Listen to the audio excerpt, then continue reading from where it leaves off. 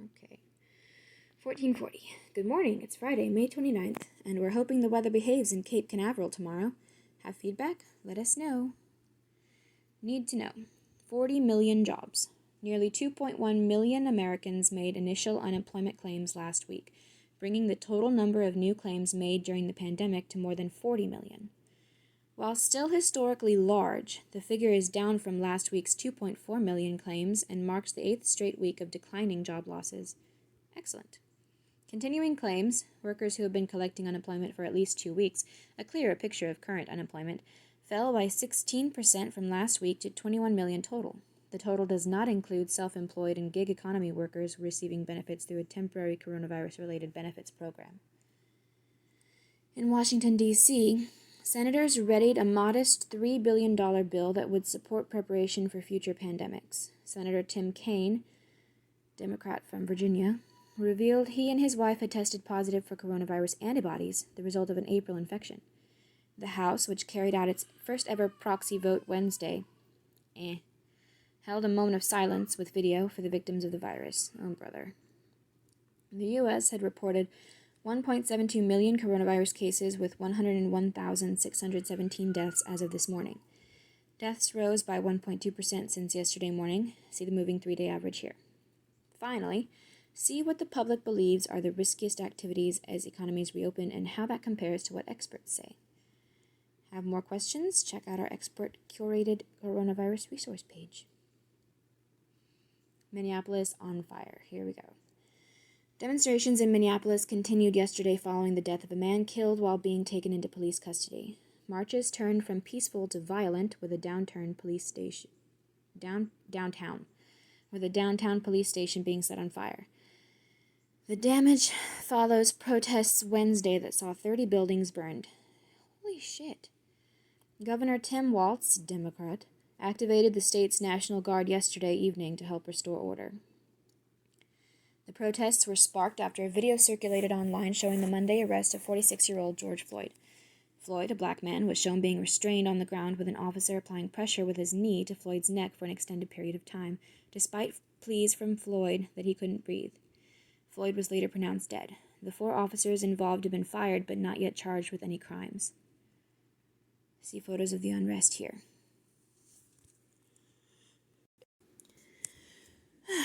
Bless me, I had to sneeze. Trump targets Section 230. President Trump signed an executive order yesterday instructing federal agencies to review liability laws protecting social media companies. The move comes 2 days after Twitter applied a fact-check label to the president for the first time for claims regarding mail-in voter fraud. The order targets, which was bullshit, by the way. I'm just saying.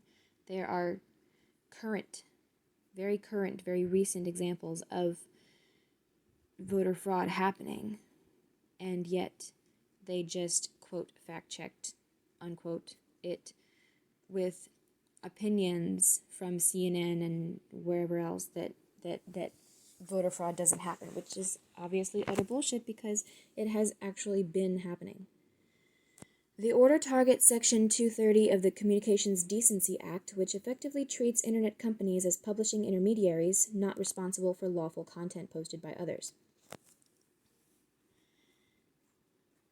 Well, if that's a thing, then why are they fact-checking people anyway?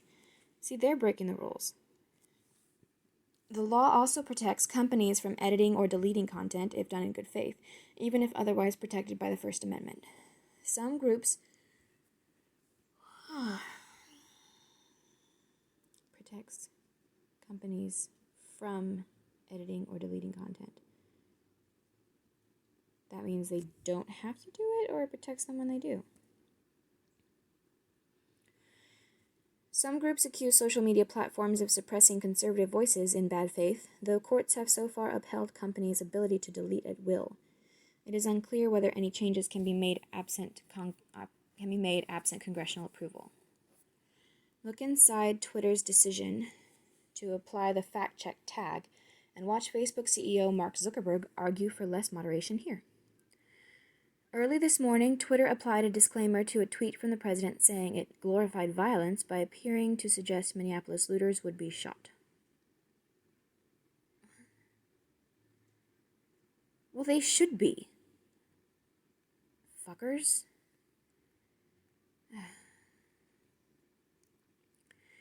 Invest like the 1% with just $500. Diversifund. For centuries, the 1% has used real estate as a wealth creation tool. They focus on investing in high-quality, top-tier commercial assets, and unless you had a rich uncle with Wall Street connections, you've likely been excluded from investing in these types of multi-million-dollar assets until today. Diversifund has created a tech-enabled platform allowing the everyday investor to invest in commercial real estate assets through their Growth REIT Real Estate Investment Trust. With a minimum of just $500, you could start building generational wealth. Don't waste money investing with a broker platform that charges you unnecessary middleman fees. Unlike other online platforms that function as a broker, Diversifund is an investment partner with skin in the game. Say goodbye to brokers and middleman fees. Start building wealth with Diversifund today. Please support our sponsors. In the know. Sports, entertainment, and culture. Boston Marathon canceled for first time in 124-year history. A virtual marathon will take its place as entrants can submit proof of completing the 26.2-mile distance. They pussied out. Navneet Morale. A fucking bombing couldn't stop them from coming back the next year, but some germs.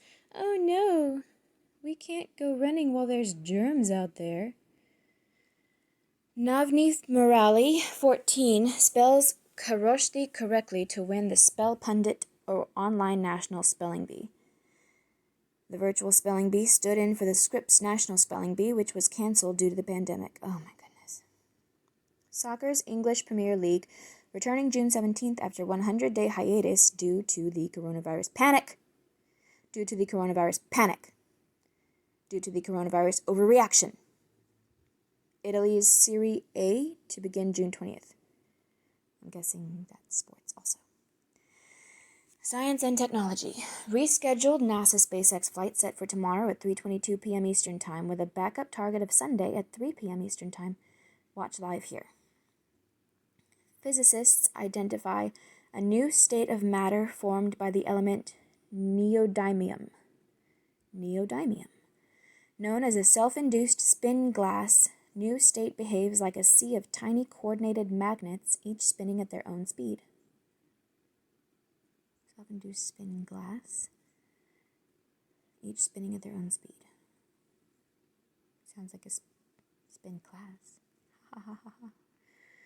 Astronomers solve mystery of missing matter, finding more than half of the universe's ordinary matter is sparsely distributed between galaxies. But dark matter, representing 80% of the mass in the universe, is still a mystery. Business and markets, brought to you by The Ascent. U.S. stock markets down. What? S&P 500 down 0.2%. Dow down 0.6%, NASDAQ down 0.5%, as investors worry about potential U.S.-China tension. President Trump to hold news conference today. You know what? Back in December, it seemed like we had actually won something. It seemed like because Trump had been putting all those sanctions on China ever since he took office, and in December they signed some new agreement in which basically the only thing the US gave up was the sanctions that Trump had put on them, and that seemed like a pretty big win. And then they fucking sent a virus at us. So cool. Very, very mature, China. Renewable energy consumption in the U.S. passes coal for the first time since 1885. See breakout of U.S. energy consumption. Okay. Well, there's like a ton of different energy sources that are being used these days, so that makes sense. UPS to add surcharges on e-commerce shipments as increased home deliveries lead to higher costs.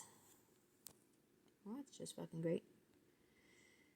0% APR is 100% insane. This card offers 0% APR for 14 months on balance transfers, and it also gives you the chance to rake in crazy cashback deals with no annual fee.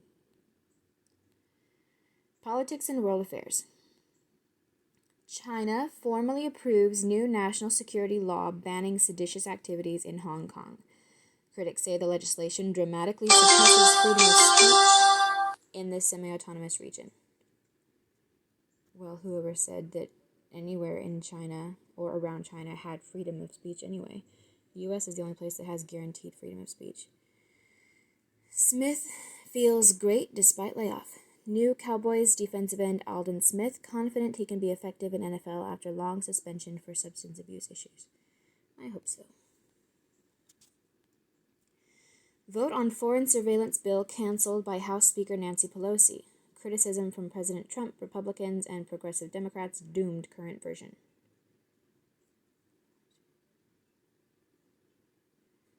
Okay.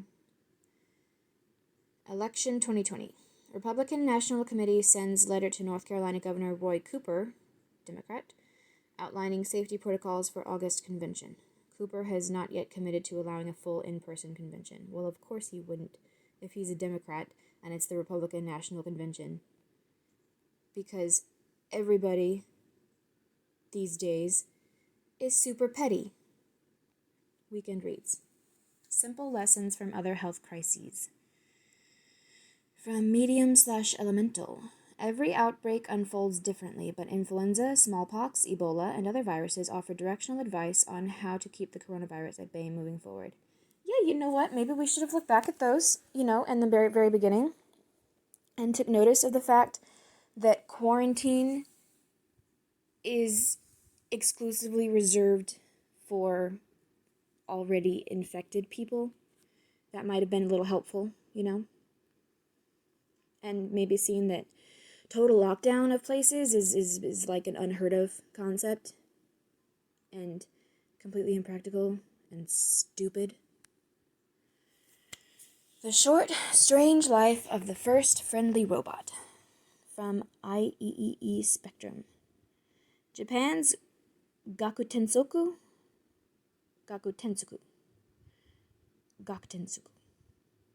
looks terrifying by today's standards, but in 1929 it was a marvel until it was lost under mysterious circumstances.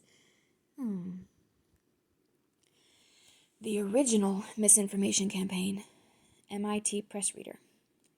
In 1985, Russia's intelligence services launched Operation Denver, a campaign accusing the U.S. Secret Service of bioengineering the AIDS virus. Sound familiar? Yes. Yes, it does. It sounds like China telling everybody that the U.S. Army made the COVID-19 virus. That's what it sounds like. Is that what you're talking about? The left-right game from QC Media. One of the most popular Reddit threads of all time becomes a disturbingly creepy narrative podcast starring Westworld actress Tessa Thompson. Not for the faint of heart.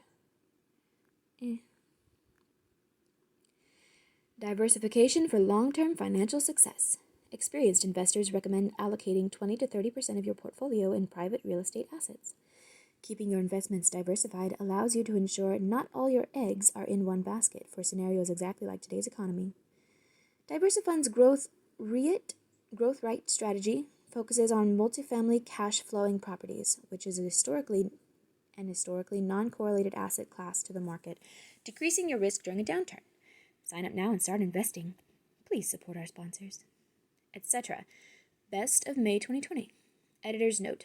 More than 1 million clicks can't be wrong. Here are the most popular stories from May. From May 11th, the 10 most popular dog breeds in America. From May 13th, this captivated hare selected as one of the best nature photos of the year. Also from May 13th, NASA captures California's super bloom from space. From the 18th, the Comedy Wildlife Photography Awards are back. From the 14th, watch a bobcat make a jaw-dropping leap across water. From the 20th, This massive crashing wave is the world's largest anamorphic illusion. From May 7th, the Irish are returning an old favorite to Native Americans. I think I read about that, but I didn't click on that link. The Native Americans sent some amount of money to the Irish. It was 100 something, which today it would be like thousands, so that's cool. To the Irish when they were having that potato famine. And so now the Irish are doing something cool for Native Americans. From the 6th, a robot spy catches wild gorillas singing for the first time. Okay, are the gorillas singing for the first time, or did the robot spy catch gorillas singing for the first time? Probably the latter. From the 21st, the world's fastest growing and declining retail brands. From the 8th, 11 cognitive biases that influence how you think. Only 11? From the 4th, high waters in the Great Lakes are uncovering centuries-old shipwrecks. I did click on that. I clicked on that. Because I was curious how the high waters can do that instead of low waters, but now it makes sense. From the 5th, clickbait, when stunt women have too much time on their hands. Oh, of course. People clicked on that so much more than the clickbait of when stunt men have too much time on their hands. Sure. From the 26th, bonus clickbait, owl chicks hatch outside man's window. Watch television daily. Those poor owls. History book. Comedian Bob Hope born, 1903. Good. Happy birthday, Bob Hope. President John F. Kennedy born, 1917. Edmund Hillary and Tenzing Norgay are first to reach Mount Everest summit, 1953. Badass. Danica Patrick is first woman to lead at Indy 500 2005. Good for her. Change is the law of life, John F. Kennedy. Boo. Enjoy reading? Forward this email to a friend. Usually it says something like, you made it, happy weekend. At least that's what they've been doing for the past few weeks.